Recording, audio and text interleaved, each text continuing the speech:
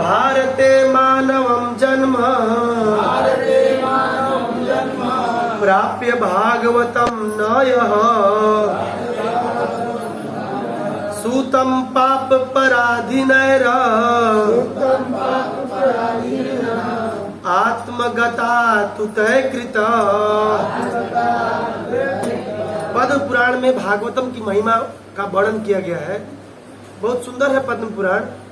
कम से कम 7 बुक है पद्म पुराण में, 7 वॉल्यूम, इतने मोटे मोटे 7 है पद्म पुराण में। और कम से कम इतना मोटा में तक केवल लिखा गया भागवतम की महिमा। सोचिए, अगर भागवतम की महिमा खाली कथा हो ना तो 1 साल चल सकता है। सोचिए ये भागवतम कितना उत्कृष्ट ग्रंथ है जिसको हम रोज सुनते हैं। विचार करिए, इसको हम लोग लाइटली नहीं लेना चाहिए।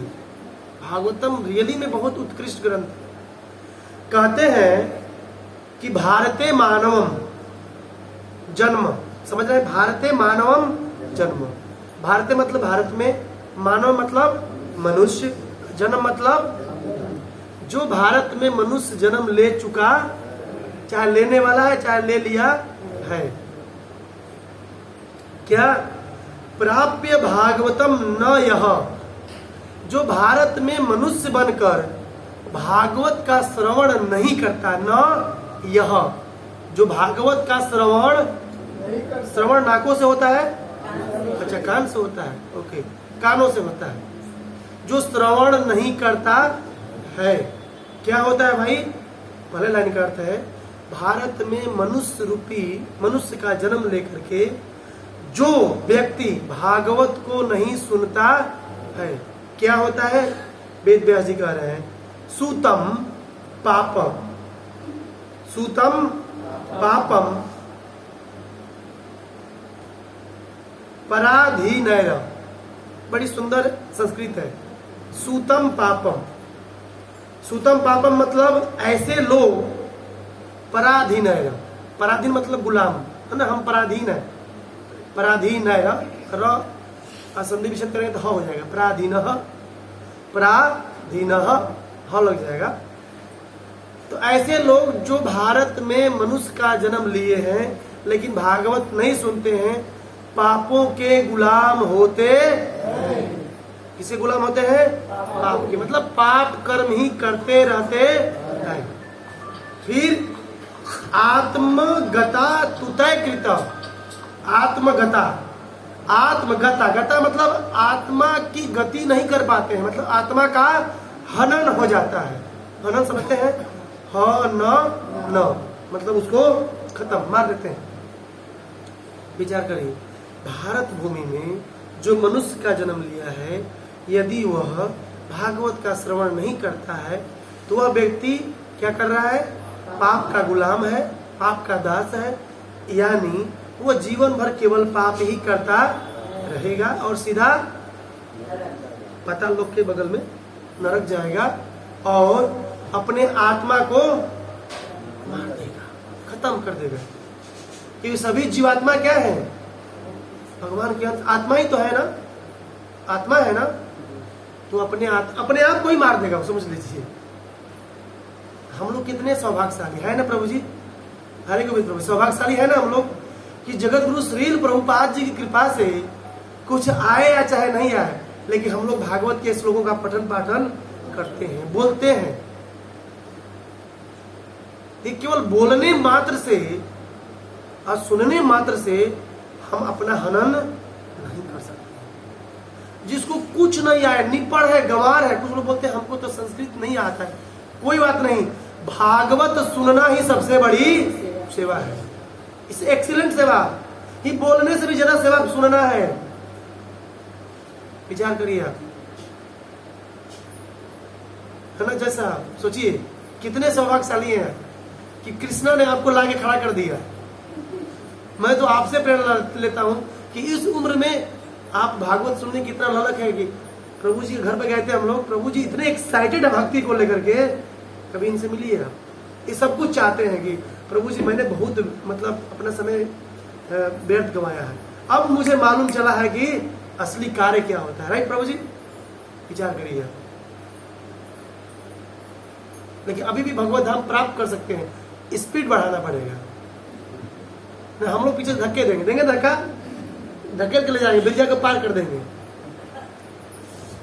मेरा टारगेट है कि आपको पहुंचाना है ना। मैं प्रभु से कृपा करूंगा, अपनी पूरी गुरु परंपरा से करूंगा, और जितने भी हम वैष्णव हैं सबसे कहूंगा कि प्रभु को कृपा करें ताकि वो भी भक्ति करें, है ना, अच्छे से माला करें। 16 तक जल्दी पहुंचिए, 16 मिनिमम। वृंदावन जाइए, 16, 32, 64 करिए, 3 नंबर माला करिए। मैं आपसे भीख मांगता हूँ, ये जरूर करिएगा। यदि आप भक्ति करेंगे तो थोड़ा बहुत हम पे भी मिलेगा, कृपा होगी ठाकुर जी की, हम भी थोड़ा सा माला कर लेते हैं। इसलिए भागवत सुनना बहुत बड़ी चीज है। नहीं तो देखिए लोग क्या, आप जाइए दीपक चाय की दुकान पर, लोग बैठ करके हाँ मोदी जी जोगी जी कर यही होता है वहां पर। बड़े गजब विडम्बना है, कभी कभी लड़ जाते हैं लोग, लगता है कि लाठी निकालने का। इतना गजब, इतना बदता है हमारे समाज में, विचार करें। किस लिए? क्योंकि देहात्म बुद्धि के स्तर पर है। देहात्म बुद्धि क्या होता है? संदीप प्रभु हमारे बताए हैं, आए हैं हमारे संदीप प्रभु बताएंगे देहात्म बुद्धि क्या होता है। बीच बीच में क्वेश्चन आएंगे, छोटे छोटे वर्ड, वो क्या होता है थोड़ा हमको समझाइए, हमें नहीं समझ में आया। देहात्म बुद्धि क्या होता है, उसके बाद सुमित प्रभु भी हमें बताएंगे।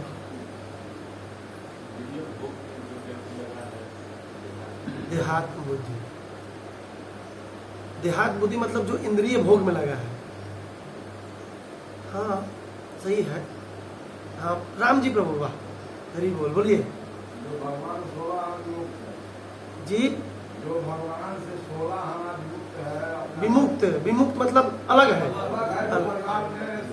हाँ अब थोड़ा सा और जटिल अंदर चले गए हैं, मतलब वो परिवार में ही अपने हैं। देखिए कोई भी वर्ड बोला जाता है ना, उस वर्ड को पकड़िए, देह आत्म बुद्धि, इससे बढ़िया क्या? देह आत्म बुद्धि, 3 वर्ड है। देह में ही आत्मा, देह को ही आत्मा मानना, उसी में बुद्धि रखना देहात्म बुद्धि कहलाता। बस इस शरीर को फेयर लवली, पॉन्ड्स और क्या होता है, कोई क्रीम का नाम बताइए। तब आपके दुकान पर आगे याद करना पड़ेगा, क्रीम लगाते रहो, ब्यूटी पार्लर में जाओ, एक दिन जल के क्या होने वाला है जज साहब, है ना, राख हो जाएगा। मणिकर्णिका का होगा, नहीं तो हरिश्चंद्र का होगा, नहीं तो जमनिया का होगा, नहीं तो भगवा सूरा नदी पर का होगा, नहीं तो इधर का होगा कुकुरनैया नदी के पार, काम खत्म। नहीं तो किसी मरघट का होगा। बहुत सौभाग्यशाली हम होंगे यदि हमारे पुत्र परिजन अच्छे होंगे तो काशी ले जाएंगे, नहीं तो बोलेंगे पैसा खर्च रहा, यही महंगाई बढ़ गई है, कोरोना में बिजनेस ठप हो गया, यही इस बुढ़वा को जला दो। बताइए, इसको बोलते हैं देहात्म, जो देह के स्तर पर होता है। लेकिन हम लोग क्या है, हम लोग देहात्म बुद्धि के स्तर पर होना चाहिए। तो मेरे जैसा आदमी पूछेगा तब तक खाना नहीं खाना चाहिए, तब एक रसगुल्ला के बाद दूसरा रसगुल्ला का तो कामना करना ही नहीं चाहिए, है ना। देखिए हम आत्मा है, आत्मा मतलब ऐसा नहीं कि मंदिर में ही आत्मा रहेंगे। महाप्रभु कहते हैं कि आत्मा मतलब हर जगह आत्मा की तरह व्यवहार होना चाहिए। ये नहीं कि मैंने बाजार में गए, तिलक कंठी लगाए हुए, धोती पहने हुए, कोई ई रिक्शा ठोक दिया तो लगे निकाल के मारने लगे, शुरू हो गए, बड़ा से निकालने लगे, दे दनादन गाली निकालने लगे। नहीं, बोलेगा क्या है, कहाँ का है, भक्त है, बर्बाद कर देंगे प्रभुपाद जी को हम। हाँ, कोई बात नहीं प्रभु, कोई चौके। ये कहना चाहिए कि मेरे कर्म में ऐसा था कि थोड़ा सा ही चोट लगा, है ना, थोड़ा सा चोट लगा, ज्यादा लगने वाला था, इसको मान करके वहां से ठीक है प्रभु, हरे कृष्ण, अच्छा किया। अरे दवाई है, डॉक्टर अपने पास है, चिंता क्या चीज का है, डॉक्टर भी अपने पास, दवा भी हमारे पास, चिंता क्या कर रहे हैं, खरीदना नहीं है छोटे मोटे चोट के लिए, है ना, ज्यादा होगा तो दिक्कत है ना। इसलिए ऐसा भाव रखना चाहिए। इससे क्या होगा, वो बेचारा करेगा, सोचेगा अरे कहाँ का भक्त है भाई, इतना मारने के बावजूद हंस रहा है कि नहीं, मुस्कुरा रहा है। ऐसा होता है, कभी ट्राई करिएगा, बहुत प्रभावित होता है। तो भागवतम सुनने की महिमा है, भागवतम सुनना चाहिए। तो यहाँ पर प्रभुपाद जी लिख रहे हैं कि बद्ध जीव में छलने की प्रवृत्ति होती, छलने मतलब कह रहे हैं कि एवं वित्त व्यक्ति संग, थोड़ा सा इसको समझते हैं। एवं, एवं मतलब इस प्रकार मतलब कौन? बद्ध जीव। ये बद्ध जीव को पकड़ के रखना है पूरे 44 नंबर श्लोक तक। हम देख रहे थे 44 श्लोक तक है। अब आगे आने वाला जो श्लोक है 45 है, बहुत इंपॉर्टेंट श्लोक है। कल वाला श्लोक और इंपॉर्टेंट है, जो मंडे को होगा, उसमें बहुत सुंदर है, बहुत बड़ा है। तो जो बद्ध जीव है कभी कभी लेन देन करता है, क्या करता है? वित्त व्यक्ति संग, वित्त व्यक्ति संग, आर्थिक लेन देन होता है ना, लेन देन करता है। तो लेन देन के कारण वैरानुबंधो अपि, लेन देन में भी कुछ खोटका हो जाता है, क्या बोलते हैं, कमी हो जाती है, तो वैर हो जाती है। वैर मतलब दुश्मनी हो जाती है, दुश्मनी हो जाती है। क्यों? क्योंकि उद्वहती, और जब वैर होता है तो जो अपना संबंध है तोड़ देता है, विच्छेद। जैसे संदीप प्रभु से हमारी अच्छी बनती है, हम लोग 10-15 साल से एक दूसरे जानते हैं, तभी तो टूटा नहीं, देखिए कब तक चलता है। तो जैसे दोस्त है, दोस्त में लेन देन होता है। देखिए बहुत प्रैक्टिकल इस सुखदेव गोस्वामी बता रहे हैं, जो हमारे समाज में होता है। इसलिए कहा जाता है कि जो भागवत सुनेगा ना, सब कुछ इस भागवत में प्राप्त हो जाता है। सब है A to Z, मतलब नमक से लेकर मिर्ची तक। हाँ देखिए, नमक से लेकर मिर्ची तक सब कुछ है, मतलब बीच में चीनी भी आएगा, कहने का मतलब ये। तो कभी कभी राम जी प्रभु लेन देन होता है, हमारे सगे दोस्त होते हैं, मित्र होते हैं, बहुत जन्मों जन्मों का हम लोगों का साथ होता है, बहुत लंगोटी यार है कहते हैं। लेकिन कभी कभी लेन देन में कमी हो जाती है, तो हम अपना संबंध तोड़ देते हैं। कभी कभी ऐसा देखते हैं कि कभी व्यापार करते हैं साथ में मिल करके, उसमें कोई पार्टनर लूट के भाग जाता है, तो पक्का दुश्मन उसका हो जाता है और अपना वो संबंध तोड़ देता है। कहता है मैं उसका नाम नहीं सुनना चाहता हूं, वो मेरा सबसे बड़ा दुश्मन है। ऐसा होता है मंगू प्रभु, समाज में होता है कि नहीं होता है? हमने बहुत सुना है, बहुत देखा भी, ऐसा बहुत होता है, विचार करिए। और इस प्रकार अच्छे अच्छे संबंध को वो तोड़ देता है। ऐसा कहा जाता है कि कभी कभी व्यक्ति, बहुत पुरानी शत्रुता होती है, शत्रुता समझते हैं, पुरानी दुश्मनी है, लेकिन कभी कभी पैसों के लालच में अपने पुत्र और पुत्री का शादी करा देते हैं। सोचिए, ऐसा होता है, ऐसा फिल्मों में देखा जाता है, लेकिन ऐसा प्रैक्टिकली भी होता है। जैसे फलाना जमींदार है, बहुत धनी आदमी है, फलाना सिंह है, बहुत धनी आदमी है, लेकिन दोनों में बहुत लंबे समय से दुश्मनी चल रही है। परंतु लड़का लड़की के वजह से, किसी वजह से शादी विवाह हो गया, तो लड़की वाला सोचा कि भाई, लड़का वाला सोचा कि लड़की एक ही है, धन मिल जाएगा, सोच रहे हैं धन मिल जाएगा ससुरारी का, है ना। बोला कि चलो दुश्मनी साइड करते हैं, दुश्मनी थोड़ा सा बगल में करते हैं और शादी कर लेते, थोड़ा सा धन मिल रहा है ना। तो अपनी ओहदा, पोस्ट, मान बढ़ाने के लिए फलाना सिंह से, फलाना मिस्टर ए मिस्टर बी से शादी। अब सिंह बोलेंगे तो सिंह वाले घबरा जाएंगे, इसलिए सिंह हटाना पड़ता है। मिस्टर ए मिस्टर बी से शादी कर लिए धन के लालच में। लेकिन जब धन तो दे दिए, लेकिन उसमें भी कुछ दहेज में कमी रह गई, तो रोज बोलते हैं धन नहीं मिला, धन नहीं मिला, धन मिला नहीं मिला। महाराज कहते हैं उस धन के वजह से शादी विवाह को तोड़ देते हैं। ऐसा होता है। आज के परिवेश में डॉरी एक्ट के अनुसार ऐसे बहुत, डॉरी एक्ट है ना 2018, डॉरी एक्ट 2018 बना था, दहेज कानून जो बना 2018 में। कब बना हमको नहीं मालूम, हम पढ़ रहे थे, थोड़ा बहुत पढ़े, समय नहीं मिल रहा। आज देखिए दहेज के बहुत केसेस मिलते हैं। क्यों? इसी कारण से, धन की वजह से ना, कि फलाना ने मोटरसाइकिल नहीं दिया, हम एक शादी में गए थे एक दोस्त के, बहुत पैसा दिया था। तिलक में गए थे हम लोग, तो जैसे सिकड़ी होता है ना, करार होता है कि भाई तिलक तभी चढ़ाएंगे जब आप सिकड़ी देंगे। तो जो लड़की के ससुर जी थे, जैसे हम लोग तिलक चढ़ाने गए आंगन में, तो बोले तिलक नहीं चढ़ेगा, सिकड़ी कहाँ है? बोले सिकड़ी जी का दर्शन कराइए। वो कैप्टन थे, कैप्टन आर्मी में। विचार करिए, पैसा अथाह है, दिल्ली में मकान है द्वारिका सेक्टर में, लड़का जॉब करता है एमएनसी में, करोड़ों रुपए है।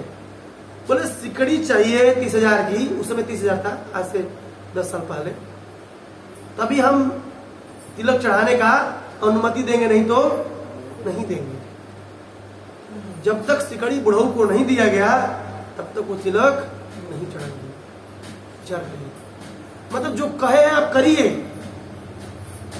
ये धन इतना डेंजर है। इसलिए कहा जाता है कि धन के वजह से अच्छे अच्छे संबंध भी टूट जाते, इवन शादी विवाह वाला संबंध भी टूट जाता है। महाभारत में उदाहरण लें आप, कुंती किस वंश की थी? कुंती माता जिस वंश के आप हैं, यदुकुल, यदुकुल की थी। वसुदेव की बहन थी ना, वसुदेव की बहन थी नहीं थी? कैसे देख रहे हैं ब्रजभूषण प्रभु आप घूर घूर के? वसुदेव की बहन नहीं थी कुंती महारानी? कैसे देखे तो डर जाएंगे हम, लग रहा भाई कुछ गलत कह दिया। वसुदेव की बहन थी और कृष्ण की बुआ थी, तो इसमें कौन सा गलती है? पहली बार सुन रहे हैं क्या यार?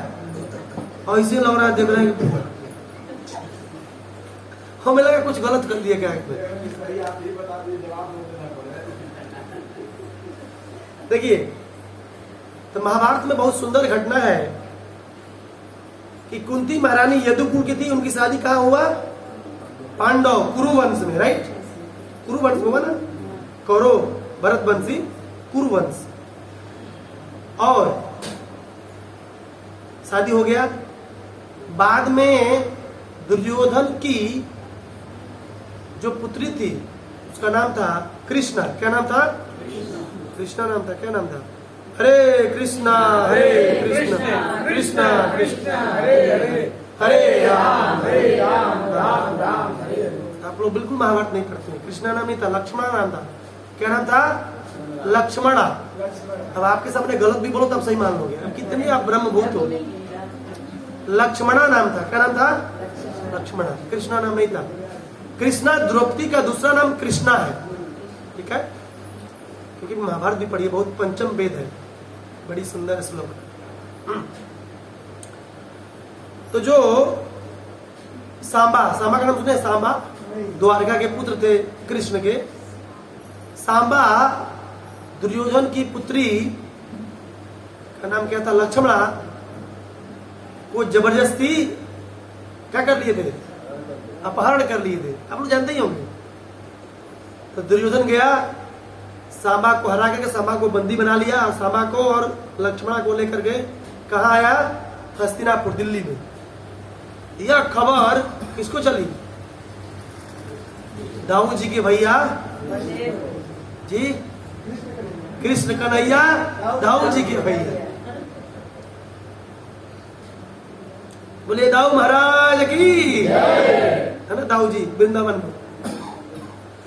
दाऊ जी को माला मालते तुमको आता नहीं, थोड़ा सा है ना, कड़क दिमाग के हैं। बोले लेके चल दिए हल अपना, हल जानते? हल चल दिए द्वारिका टू हस्तिनापुर। पहले समझाए, दुर्योधन का शिष्य था ना। देखो दुर्योधन, सांबा को छोड़ दो और लक्ष्मणा को छोड़ दो, इन दोनों का शादी हम लोग करा देते हैं। दुर्योधन अनाप शनाप बोलने लगा, अरे ग्वाले हो ही हो। अब गाली हम नहीं दे सकते यहाँ से, भगवान को हमसे नहीं दिलाएंगे। बहुत गाली दिया, ऐसा महाभारत में बोला। अब हम नहीं बोल पा रहे, इतना बड़ा। अब बलराम जी का दिमाग सटक गया। सटकना समझते हैं? लिए हल, बोले मैं इस हस्तिनापुर को उखाड़ कर गंगा जी में फेंक दूंगा। लगाए हल और उखाड़ने लगे। साउथ दिल्ली जाएंगे आप, दिल्ली में 4 जोन है, east west south north. South Delhi में मैं 3 साल रहा हूँ साउथ दिल्ली में, 3 साल। साउथ दिल्ली बिल्कुल पहाड़ पर है, और साउथ दिल्ली में ही बलराम जी ने हल लगाया था, उठा लिया था, ऐसे लगा कि पूरे हस्तिनापुर को उलाट करके गंगा जी में फेंक देंगे। सब लोग चरणों में गिर गए, बोले कि नहीं नहीं नहीं, अब शादी करा देंगे। तो आचार्य कहते जो असुर होते हैं बिना ताड़न के सुधरते, उनकी पिटाई जरूरी होती है। तब तुलसीदास कहते हैं ढोल गवार शूद्र पशु नारी, ये सब ताड़न के अधिकारी। बहुत सुंदर श्लोक है रामचरितमानस में। तुलसीदास कहते हैं कि ढोल को जब तक पिटेंगे नहीं, बोलेगा बोलो ढोल बोलो, नहीं बोलेगा, पिटना पड़ेगा। गंवार आदमी को कोई भी, है ना, रामायण में तुलसीदास कहते हैं ढोल गंवार शूद्र पशु नारी। नारी को भी कभी कभी बोलना चाहिए। यहाँ नारी की बात नहीं, भक्त की बात नहीं हो रहा है, नारी। ये मैं नहीं कर रहा हूं, तुलसीदास जी कर। ये सब पिटने के मतलब, ये सब जब सॉरी पिटना नहीं बोल सकते। ढोल गंवार शूद्र, ये सब ताड़ने के अधिकारी है। जब तक ताड़ेंगे नहीं, महाराज कहते हैं कि इन लोगों को आंख दिखाना चाहिए, मतलब भवें तड़ना चाहिए। कुछ ऐसे हैं प्रभु जी की अपनी पत्नी खाली ऐसे करेंगे, राम से प्रभु करेंगे तो फिर सीधा ब्रह्मांड का प्रलय हो जाता है।